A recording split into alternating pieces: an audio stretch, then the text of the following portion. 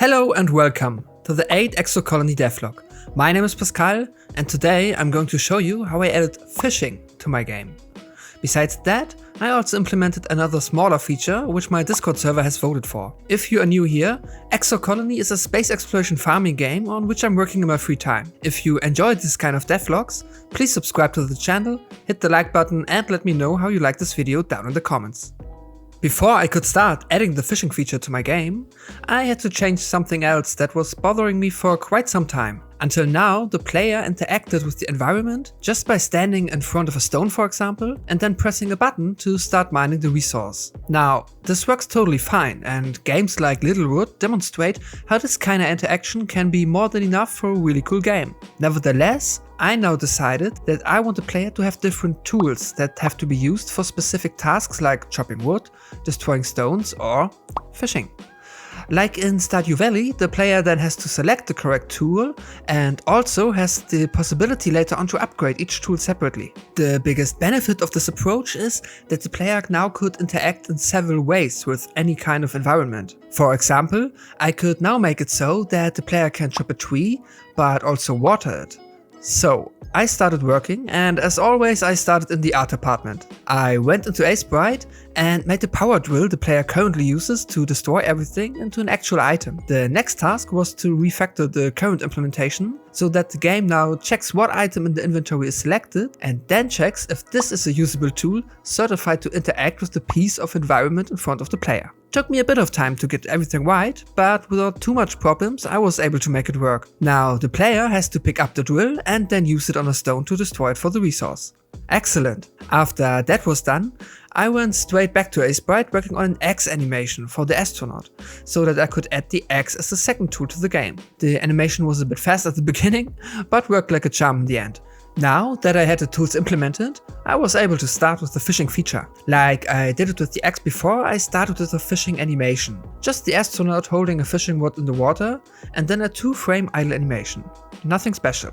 The more interesting part was how I wanted the fishing to actually work. There are tons, and I mean tons, of different approaches out there for fishing in video games. Games like Animal Crossing just want the player to react really quick and in the correct moment. Then there is again Stardew Valley with a minigame that also requires a fast reaction, but in addition to that has a more sophisticated minigame after that. After some brainstorming, I came down with an idea for a minigame that I wanted to try to implement. I started by making a mock-up in Asebrite of how it could look like. After a fish is on the hook, there spawns a ring around the player that will turn in one direction, and then there's an arrow that also turns around the ring but with a different speed. Now the player has to click in the right moment when the arrow is in front of the green area of the ring so that the fish is considered catched. If the player fails, the fish is lost. I like this idea a lot because on one side I would easily be able to modify the difficulty of the game in relation to the kind of fish that is currently biting. And on the other side, I could also easily modify it so that the player can maybe choose between an easy fish and a more difficult fish to catch. So the next step was to make the minigame work in an isolated scenario. I created a new scene and started putting everything together. After the game was working in a very basic way, I wanted to put it in the actual game. So I pixeled a very basic fish silhouette that would spawn on every water tile that currently has a fish on it. I then modified the water tile prefab in a way that I could set a probability value, which in the end determines how many water tiles have a fish on it. Of course, I will have to make it so that fishes can also spawn during a session and not just when the game started, but for the sake of implementing the mechanic, this was more than enough. Now I made the fishing rod also become an item, and after that I put the minigame into the game. For testing purposes, I just put a snowball item into the game because why not? And there we go. The minigame is actually working. If the player succeeds in the game, the snowball spawns on top of the water tile and is ready to be picked up. Because I did not want a player to only fish snowballs, I now went back to Asebrite to pixel some actually fishes and water thingies. I then put them into Unity, and now there are actual fishes to fish. Perfect. Now the game was working, but I definitely felt the urge to polish it right away. Despite working fine, the minigame is actually quite dry and not very juicy to play.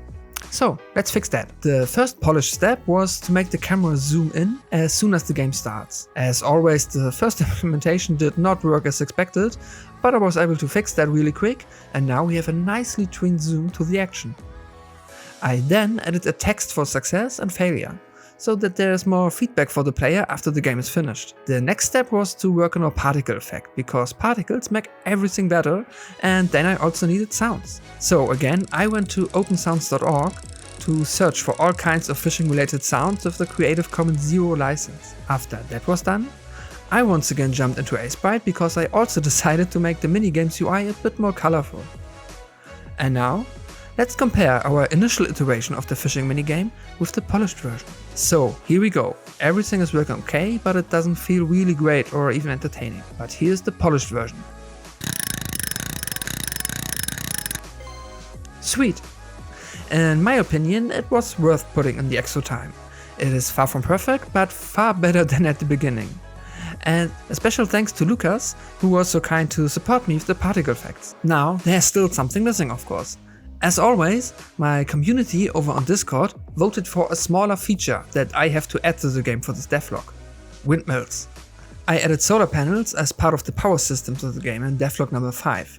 So it was quite obvious that I also want to add windmills at some point in the development. I started by pixeling a very simple windmill in Sprite and put that into the game, just as a variant of the solar panel power source. Then I had to code a wind system manager. I made it so that there can be a wind power value between 0 and 10, and the manager changes this value randomly every X seconds. Now, with just some smaller modification to the power source script I wrote for the solar panel, I was able to make the windmills read that wind power value, and now the windmills generate the power based on the current wind situation. The last step was to make it so that the animation speed of the windmill is also based on the current wind power. Works like a charm. If you want to decide what smaller features I should add in future devlogs, feel free to join the Discord server and our nice little community. And while you're doing that, please subscribe to this channel, hit the like button and write me a comment about how you liked this video. We will see each other soon in the next Exo Colony Devlog on this channel. Until then, thanks for watching and goodbye.